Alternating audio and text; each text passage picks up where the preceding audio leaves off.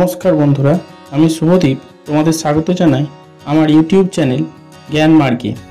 এই ভিডিওতে আমরা রায় ও মার্টিন প্রশ্নবিচিত্রা থেকে ষষ্ঠ শ্রেণীর ভূগোল বিষয়ের তৃতীয় পর্যায়ক্রমিক মূল্যায়নের 7 নম্বর সেট অর্থাৎ Kaliaganj Milanmoyee girls high school প্রদত্ত প্রশ্নপত্রটির সমাধান নিয়ে আলোচনা করব। একের বলেছে সঠিক উত্তরটি নির্বাচন করে লেখো। এক বলেছে পৃথিবীর অক্ষ কক্ষতলের সঙ্গে, এটা হবে অপশন এ, 66.5 ডিগ্রি কোণে হেলে থাকে। 2, পৃথিবী যে পথে সূর্যের চারিদিকে ঘোরে তাকে বলে, এটা হবে অপশন বি, কক্ষপথ। 3, পৃথিবীর আবর্তন বেগ সবচেয়ে বেশি হয়, এটা হবে অপশন বি, নিরক্ষরেখায়। 4, আন্তর্জাতিক তারিখ রেখা কল্পনা করা হয়েছে, এটা হবে অপশন এ, প্রশান্ত মহাসাগরের উপর দিয়ে। 5, বায়ুর চাপ মাপার যন্ত্রের নাম হলো, এটা হবে অপশন বি, ব্যারোমিটার। 6, সূর্য থেকে তাপ আসে, এটা হবে অপশন বি, বিকিরণ পদ্ধতিতে। 7, বিশ্ব উষ্ণায়নের জন্য দায়ী গ্যাস হলো, এটা হবে option C, carbon die oxide. 8, ozone স্তরকে ক্ষয় করে, এটা হবে অপশন সি, সিএফসি গ্যাস। 9, শব্দের তীব্রতা মাপার একক হলো, অপশন বি, ডেসিবেল। 10, ভারতের জনবহুল রাজ্য হলো, এটা হবে অপশন এ, উত্তরপ্রদেশ। 11, পশ্চিমী ঝঞ্ঝা দেখা যায়, এটা হবে অপশন বি, শীতকালে। 12, উর্বর নবীন পলিমাটিকে বলা হয়, এটা হবে অপশন সি, খাদার। 13, ম্যালেরিয়া রোগের উপশম ঘটায়, এটা হবে অপশন বি, কুইনাইন। 14, পাট হলো, এটা হবে অপশন এ, তন্তু জাতীয় ফসল। 15, চুনযুক্ত দোআঁশ মাটি প্রয়োজন হয়, এটা হবে অপশন এ, গম চাষে জন্য। 16, মানচিত্রে পাহাড় পর্বতের জন্য ব্যবহৃত রং হলো, এটা হবে অপশন বি, বাদামি। 17, মানচিত্র অঙ্কন বিদ্যাকে বলা হয়, অপশন এ, কার্টোগ্রাফি। 18, টোডা জনগোষ্ঠীর মানুষেরা বসবাস করে, এটা হবে অপশন বি, নীলগিরি পাহাড়ে। এরপর 2 বলেছে নিচের প্রশ্নগুলি নির্দেশ মতো উত্তর দাও। 2 এ বলেছে শূন্যস্থান পূরণ করো। 1, নিরক্ষরেখার মান ড্যাশ ডিগ্রি, উত্তর হবে 0 ডিগ্রি। 2, বায়ুর আর্দ্রতা মাপা হয় ড্যাশ যন্ত্রের সাহায্যে, উত্তর হবে হাইগ্রোমিটার। 3, উচ্চ রক্তচাপ ড্যাশ দূষণের ফলে হয়, উত্তর হবে শব্দ দূষণ। 4, ব্রহ্মপুত্র নদ তিব্বতে ড্যাশ নামে পরিচিত, উত্তর হবে সাংপো। বিয়ের বলেছে নিচের বিবৃতিগুলি শুদ্ধ বা অশুদ্ধ লেখো। 1, সূর্যোদয়ের আগের সময় হলো গোধূলি, এটা হবে অশুদ্ধ। 2, ধূমপান ক্যান্সার সৃষ্টি করে, এটা শুদ্ধ। 3, মহারাষ্ট্রে প্রচুর তুলো চাষ হয়, এটাও শুদ্ধ। 4, ভারতের ক্ষুদ্রতম রাজ্য হলো গোয়া, এটা শুদ্ধ। সি এর বলেছে নিচের প্রশ্নগুলির এক কথায় উত্তর দাও। 1 বলেছে বায়ুর উষ্ণতা মাপা হয় কোন যন্ত্রের সাহায্যে, উত্তর হবে থার্মোমিটার। 2, ভারতের দীর্ঘতম হিমবাহের নাম কি, উত্তর হবে সিয়াচেন। 3, কিন্নরি কোন প্রদেশের ভাষা, উত্তর হবে হিমাচল প্রদেশ। 4, পৃথিবীর প্রাচীনতম মানচিত্রটি আবিষ্কৃত হয়েছে কোথায়, উত্তর হবে ব্যাবিলনে। 3 দাগেরগুলো বলেছে নিচের প্রশ্নগুলির সংক্ষিপ্ত উত্তর দাও। 3 1 বলেছে মহাবৃত্ত কাকে বলে, উত্তর হবে পৃথিবীর বিষুব অঞ্চল অর্থাৎ 0 ডিগ্রি অক্ষরেখা বরাবর কল্পিত পূর্ণবৃত্তাকার রেখা এবং 0 ডিগ্রি ও 180 ডিগ্রি দ্রাঘিমা দুটির একত্রে মিলনে গঠিত হওয়া পূর্ণবৃত্তাকার রেখা দুটি হল মহাবৃত্ত। অর্থাৎ যে পূর্ণবৃত্তাকার রেখাগুলি পৃথিবীকে সমান দুটো অংশে ভাগ করে তাই হলো মহাবৃত্ত। তোমরা পাশের ছবিটিকে ভালো করে দেখে জিনিসটা বোঝার চেষ্টা করো। 3-2 বলেছে শব্দ দূষণ নিয়ন্ত্রণে সাইলেন্স বোর্ডের ভূমিকা কি?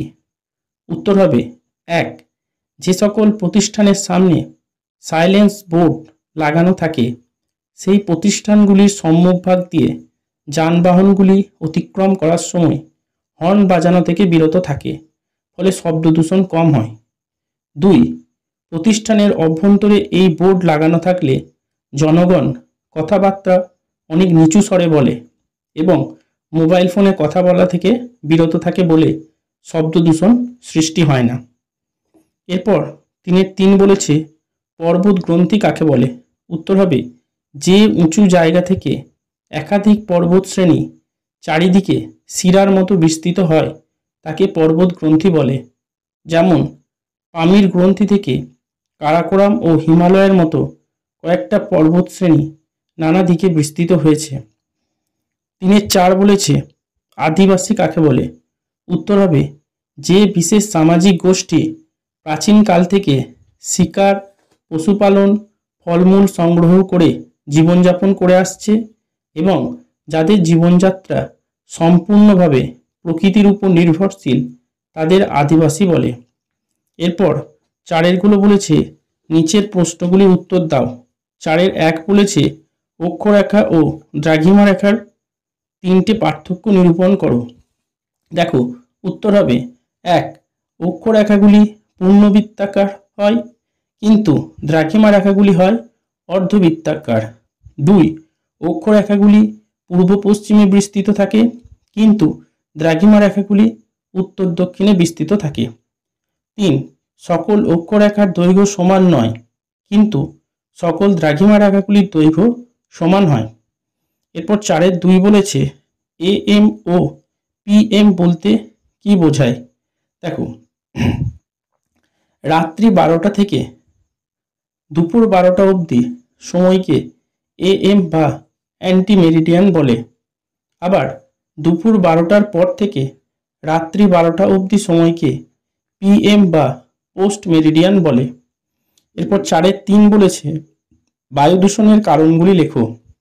দেখো উত্তর হবে 1, অতিরিক্ত বৃক্ষচ্ছেদন, 2, জনসংখ্যা বৃদ্ধি, 3, শিল্পায়ন এবং নগরায়ন, 4, জীবাশ্ম জ্বালানির মাত্রাতিরিক্ত ব্যবহার, 5, অগ্ন্যুৎপাত, দাবানল, ধূলিঝড় ইত্যাদি প্রাকৃতিক কারণে এবং 6, ধূমপান ও প্লাস্টিকজাত বর্জ্য পদার্থগুলির দহনের জন্য বায়ু দূষণ হয়। এরপর 4 বলেছে ছোট স্কেল মানচিত্র ও বড় স্কেল মানচিত্র বলতে কি বোঝো? উত্তর হবে যে সমস্ত মানচিত্রে বিরাট অঞ্চলকে অর্থাৎ সমগ্র পৃথিবী, দেশ, মহাদেশকে দেখানো হয় সেগুলিকে ছোট স্কেল মানচিত্র বলে। এই মানচিত্রগুলিতে খুব বেশি তথ্য পাওয়া যায় না। অন্যদিকে যে সমস্ত মানচিত্রে কোনো ছোট অঞ্চল যেমন গ্রাম, শহর, ব্লক ইত্যাদিকে দেখানো হয় সেগুলোকে বড় স্কেল মানচিত্র বলে। এই মানচিত্রগুলিতে অনেক বিস্তারিত তথ্য উপস্থাপন করা থাকে। এরপর 5 বলেছে অনধিক 80টি শব্দের মধ্যে নিচের প্রশ্নগুলির উত্তর দাও। তার আগে তোমাদেরকে একটা অনুরোধ করব, যদি ভিডিওটা দেখে উপকৃত হও তাহলে অবশ্যই একটা লাইক করবে, বন্ধুদের সাথে শেয়ার করবে, কমেন্ট করবে এবং নতুন দেখলে চ্যানেলটিকে অবশ্যই সাবস্ক্রাইব করে নেবে। দেখো 5-1 বলেছে পৃথিবীর তাপমণ্ডলকে কয়টি ভাগে ভাগ করা হয় ও কি কি? উত্তর হবে পৃথিবীর তাপমণ্ডলকে 3টি ভাগে ভাগ করা হয়, যথা 1, উষ্ণমণ্ডল, 2, নাতিশীতোষ্ণমণ্ডল এবং 3, হিমমণ্ডল। এবার দেখো উষ্ণমণ্ডল নিরক্ষরেখার উভয় দিকে কর্কট ক্রান্তি ও মকর ক্রান্তি রেখার মাঝের অঞ্চল অর্থাৎ 0 ডিগ্রি থেকে 23.5 ডিগ্রি উত্তর ও দক্ষিণ অক্ষাংশ হল উষ্ণমণ্ডলের অন্তর্গত। সূর্যরশ্মি সারা বছর এই অংশে লম্বভাবে পড়ে এবং পৃথিবী পৃষ্ঠ সবথেকে বেশি উত্তপ্ত হয় এই অংশে। 2. নাতিশীতোষ্ণ মণ্ডল। কর্কট ক্রান্তি থেকে সুমেরুবৃত্ত রেখা এবং মকর ক্রান্তি রেখা থেকে কুমেরুবৃত্ত রেখা অর্থাৎ উভয় গোলার্ধের 23.5 ডিগ্রি থেকে 66.5 ডিগ্রি অক্ষরেখার মাঝের অঞ্চল হল নাতিশীতোষ্ণ মণ্ডলের অন্তর্গত। এখানে সূর্যরশ্মি তির্যকভাবে পড়ায় এই অঞ্চল উষ্ণমণ্ডলের তুলনায় কম উত্তপ্ত হয়। আর 3 হচ্ছে হিমমণ্ডল। সুমেরুবৃত্ত থেকে উত্তর মেরু এবং কুমেরুবৃত্ত থেকে দক্ষিণ মেরু অর্থাৎ উভয় গোলার্ধের 66.5 ডিগ্রি থেকে 90 ডিগ্রি অক্ষাংশের মাঝের অঞ্চল হলো হিমমণ্ডল। এখানে সূর্যরশ্মি সারা বছর অনেক তির্যকভাবে পড়ায় এই অঞ্চল সব থেকে কম উত্তপ্ত হয়। এখানে সারা বছর ধরে বেশ ঠান্ডা জলবায়ু থাকে। এরপর 5-এর 2 বলেছে ভারতের বিভিন্ন ভূপ্রাকৃতিক বিভাগগুলির নাম লেখো। উত্তরের নদী গঠিত সমভূমির ভূপ্রকৃতির ব্যাখ্যা করো। দেখো উত্তর হবে ভূপ্রাকৃতিক বৈচিত্র্য অনুসারে ভারতকে সাধারণত 5টি অঞ্চলে ভাগ করা হয়। 1. উত্তরের পার্বত্য অঞ্চল। 2. উত্তরের নদী গঠিত সমভূমি অঞ্চল। 3. উপদ্বীপীয় মালভূমি অঞ্চল। 4. পশ্চিমের মরু অঞ্চল। 5. উপকূলের সমভূমি অঞ্চল ও দ্বীপপুঞ্জ। এরপর পরের পার্টটা বলেছে ভারতের উত্তরের নদী গঠিত সমভূমির ভূপ্রকৃতি। তাহলে দেখো ভারতের উত্তরের নদী গঠিত সমভূমি অঞ্চলটি সৃষ্টি হয়েছে হিমালয় পর্বতমালা থেকে উৎপত্তি হওয়া সিন্ধু, গঙ্গা ও ব্রহ্মপুত্র নদের দ্বারা বাহিত নুড়ি, কাঁকড়, বালি, পলি ইত্যাদি সঞ্চয়ের ফলে। এই সমভূমি অঞ্চলের গড় উচ্চতা প্রায় 300 মিটারের মতো হয়। এই সমভূমি অঞ্চলের বিভিন্ন অংশে বিভিন্ন প্রকার মৃত্তিকার সমাবেশ লক্ষ্য করা যায়। হিমালয় পর্বতের পাদদেশের সংকীর্ণ অঞ্চলে বালি ও পাথর মিশ্রিত ভাবর মৃত্তিকা, নদীর কাছাকাছি প্লাবনভূমিতে নবীন পলি বা খাদার মৃত্তিকা এবং নদী থেকে দূরবর্তী অঞ্চলে প্রাচীন পলিমাটি বা ভাঙর মৃত্তিকা দেখা যায়। এরপর 5-এর 3 বলেছে ঝুম চাষ কাকে বলে আর ধান চাষের অনুকূল উষ্ণতা, বৃষ্টিপাত ও মৃত্তিকা সম্পর্কে আলোচনা করো। তাহলে দেখো উত্তর হবে যে প্রাচীন কৃষি পদ্ধতিতে কোনো বনখণ্ডের সকল গাছ কেটে পুড়িয়ে জমিখণ্ডগুলি তৈরি করে কৃষিকাজ করা হয় তাকে ঝুম চাষ বলে। এরপর বলেছে ধান চাষের জন্য গড় বার্ষিক 22 ডিগ্রি থেকে 32 ডিগ্রি সেলসিয়াস উষ্ণতার প্রয়োজন। গড় বার্ষিক 150 থেকে 300 সেন্টিমিটার বৃষ্টিপাত এবং পলিযুক্ত দোআঁশ মাটি প্রয়োজন হয়। এরপর 6-এর গুলো বলেছে ভারতের রেখা মানচিত্রে নিম্নলিখিত বিষয়গুলি উপযুক্ত প্রতীক চিহ্ন সহ বসাও। 1 বলেছে উত্তর সরকার উপকূল।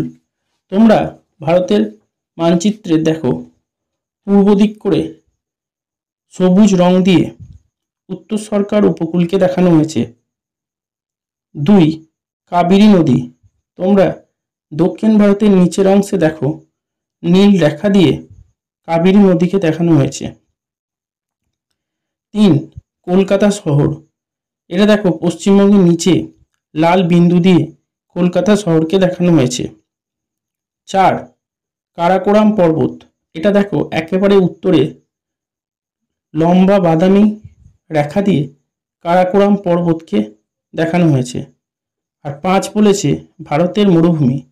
এটা দেখো পশ্চিম ভারতের রাজস্থান রাজ্যে হলুদ রং দিয়ে থর মরুভূমি অর্থাৎ ভারতের মরুভূমিকে দেখানো হয়েছে।